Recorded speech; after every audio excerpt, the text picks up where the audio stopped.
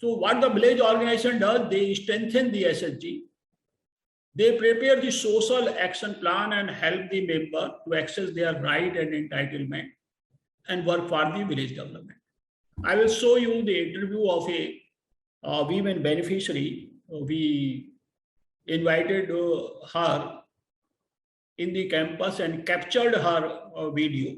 So we'll show that video to you so that you may understand the role of these change agent in the self-help group process as the NGO. So village organization and the block organization, and these are all self-help groups, self-help.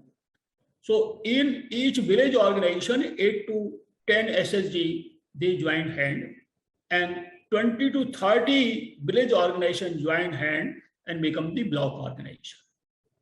And at block level, what they do, they support village organization, secure linkage with the government department, particularly under the National Rural Livelihood Mission. They do a lot of work at the block level. They create volunteers for the audit work and act as a training hub. So at block level, the training of the self-help group formation is given.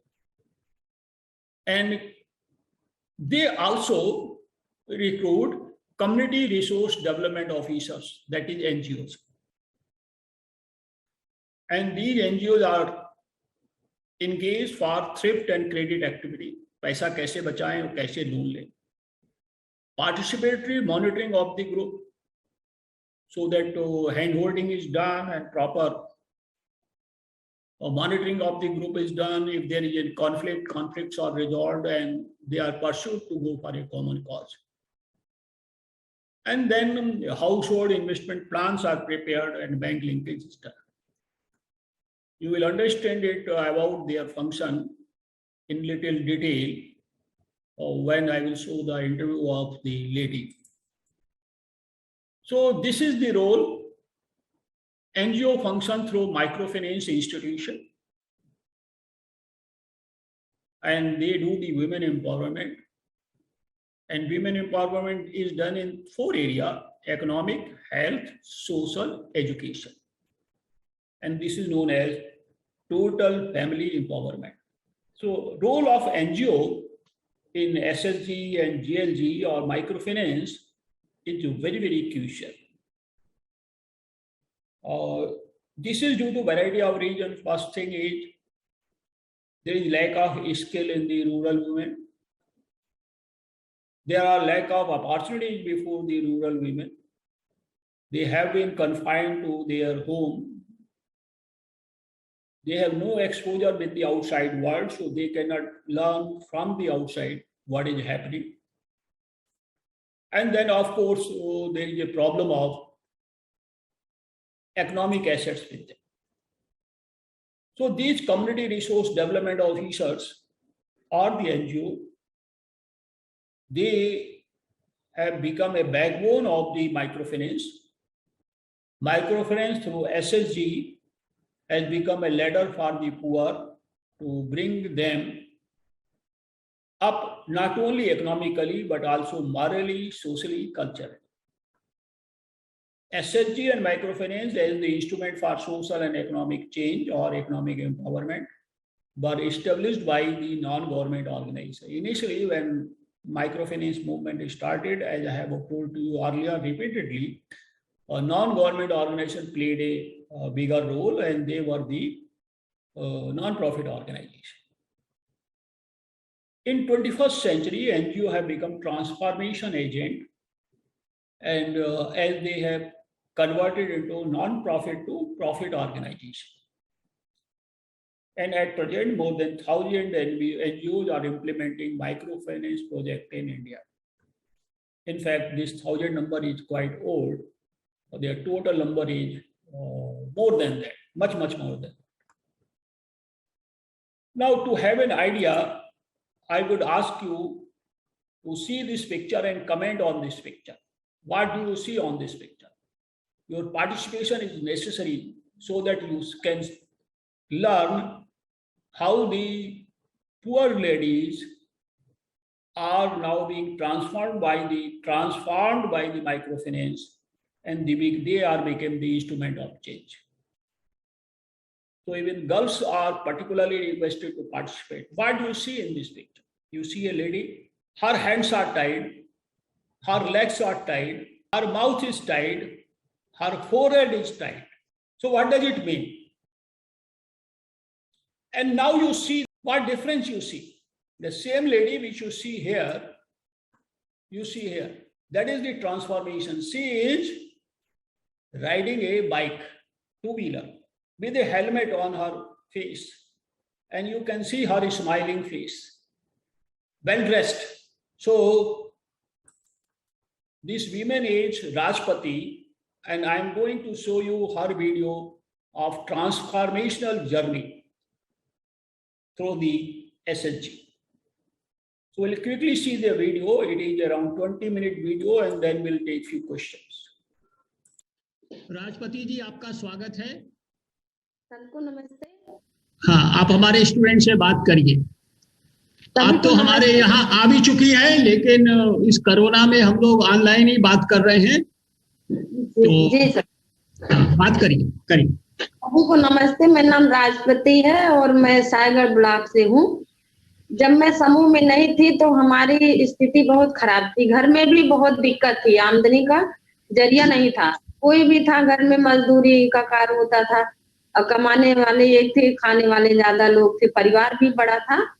लेकिन जब मैं हम अपने ससुराल में आ गई हूँ, मैं ज्यादा उम्र की नहीं थी तभी आ गई हूँ यहाँ पे, तो हमको घर के ही काम में रहती थी, चौका बर्तन करना, घर के काम में घूंघट में रहना पड़ता था, कोई हमको जानकारी नहीं मिलती थी, कोई जो है वो नहीं थी। हमारे पास 3 बच्चे हैं, तो ऐसे करके फिर जब राजीव गांधी महिला विकास परियोजना में समूह बना तो हमारे घर पे भी गए, हमारे गांव में समूह बना तो हम उस समूह में जुड़े। सब पहले तो समझ में नहीं आता था कि कैसे जुड़ेंगे, क्या होगा, इससे 20 रुपया बचत करना तो इसमें क्या बदलाव आएगा, लेकिन बहुत वो था कि हम सब लोग मिले तो उसमें मैं भी जुड़ी उस समूह में। बहुत परेशानी हुआ जुड़ने में, घर के लोग भी तैयार नहीं होते थे, तो ऐसा मुझे बहुत डर था, बहुत डर रही थी। जब मैं बैंक में खाता खुलाने गई तो वहां पे हमको खाता खुलाने के लिए हमारा नाम पूछे, मैंने इतना घूंघट करी की थी,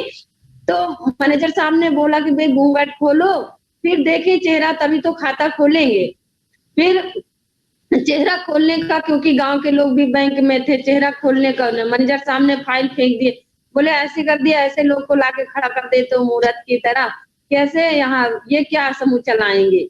तो हमारे परियोजना में ये विश्वास था कि भाई जो है क्षमता सब में है और सब लोग आगे बढ़ सकते हैं, ऐसी कोई बात नहीं है। फिर बोले भाई हम लोग इसी के लिए तो काम कर रहे हैं, जो बहनें घर में हैं, जिनके पास गरीबी है, उन्हीं को हटाने के लिए तो हम लोग काम कर रहे हैं, और ऐसी बहन को आप नहीं जोड़ोगे तो कैसे चलेगा। फिर धीरे उनको समझाएगा कि इसी को हम तोड़ने के लिए, यही बंधन तोड़ने के लिए तो हम उतरे हैं, यहाँ काम कर रहे हैं। तो बहुत बार भी हमारे सर लोग गए तो वहाँ खाता खुला, खाता खुलने के बाद हम समूह चला रहे थे। फिर उस समूह से हम लोगों ने, जब हमको, हमारे यहाँ बैठक होती है समूह में, तो बैठक में तरह तरह की जानकारी दी जाती है, तो उसमें जानकारी हुई कि भाई आप कुछ पैसे लेके जब काम धंधा करेंगे तब आगे बढ़ेंगे। फिर हमने पैसा ले करके अपने घर में पहले तो 500 रुपया लिया डर के मारे, फिर उसको फिर घरेलू काम में लगाए, फिर उसको वापस किए। फिर हमारे पास खेत था तो वहां पे सिंचाई की जो है बहुत परेशानी थी, तो इससे उपज नहीं हो पा रही ज्यादा, फिर उसमें बोर करवाए, उससे खेत की आमदनी बढ़ी। फिर इसमें खाद डाले जो बना के, ऐसे भी जो है वर्मी कंपोस्ट, अभी जो शिवांश, अब तो शिवांश, पहले वर्मी कंपोस्ट खाद बनाई जाती थी, फिर उसको भी बना के हम खेत में डाले, उससे हमारे खेत की आमदनी बढ़ गई। फिर हम लोग विश्वकर्मा है तो फर्नीचर के भी काम में बहुत पैसा लगाए, उसका भी काम करना शुरू किए। फिर उसके बाद जो है हम अपने जो है अपने बच्चों को भी अच्छी पढ़ाई की, और मेरी एक बेटी है जो पढ़ के अभी नर्स बन गई है, नोएडा फोर्टिज अस्पताल में है इस समय, तो उसको भी पढ़ाई कराए, कोर्स कराए, उसमें भी मैंने पैसा लगाई। उसके बाद हमारे यहाँ लाइट हाउस की दुकान है, जो उसके बाद में लाइट में भी बहुत पैसे लगाए, उसके लिए भी हम लोग वहां भी उसमें आदमी भी रखते हैं कि जो काम करने वाले, तो वो भी उसमें भी हमारी आमदनी हुई। उसके बाद घर में भी गाय है, ऐसे करके हमारी आमदनी बढ़ी। फिर हमको बहुत हुआ, अपने गांव की सभी बहनों को हमने समूह में जोड़ा। ऐसे 9 परिवार थे जिनको हम साहूकार महाजनों से छुटकारा दिलाई, पैसा लेकर के बैंक से। बैंक का जब सीसीएल हुआ तो उसमें भी पैसे लेके, ऐसे दर्जन लाख रुपए जो कि मेरे खुद के समूह में निकल के बहनों ने काम किया। हर बहन ने कोई ना कोई रोजगार किया है, कोई सब्जी की दुकान किया है, कोई टेलर की दुकान किया है, कोई जो है तांगा वांगा की लेके उसमें अपना गल्ला का व्यापार कर रहे हैं। तो ऐसे सभी बहनों ने कुछ कुछ डेयरी का काम कर रही हैं, तो सब बहनों ने कोई न कोई काम किया है जिससे वो खुद निर्भर है। उनके पति भी काम कर रहे हैं, पैसे ला रहे हैं, और वो लोग खुद अपना कुछ ना कुछ अपने घर के लिए पैसे जुटा रही हैं, जिससे वो आगे बढ़ रही हैं। तो ऐसे करके फिर हम धीरे धीरे हमारे ग्राम संगठन बने और हम लोग उससे ट्रेनिंग मिली, तो अपने आप में खुद बदलाव आने लगा। धीरे धीरे हम लोग और भी बहनों को ये जानकारी देने लगी कि जैसे हमारी जिंदगी में बदलाव आया है तो हम और बहनों को भी बदल सकती हूँ।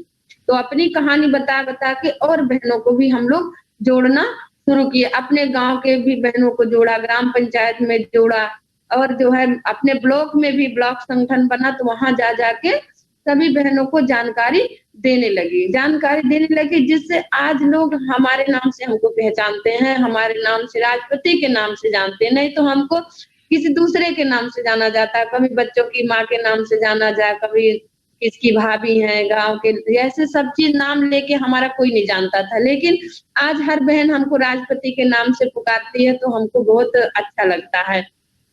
एक तो ये हुआ।